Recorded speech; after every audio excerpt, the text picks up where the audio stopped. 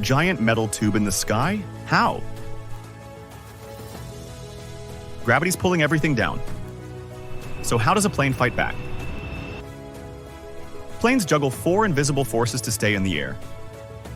Wings are shaped so air moves faster on top, slower below. Fast air equals low pressure. Slow air equals high pressure. That pushes the wing up. But lift only works with speed. Engines pull the plane forward, more air hits the wings, more lift. Drag tries to slow you down. That's why planes are smooth and aerodynamic. On takeoff, speed builds, lift beats, gravity, and you're airborne. In the sky, forces balance, and you cruise for hours. So next time you fly, remember, science keeps you here. Like, share, and stay curious.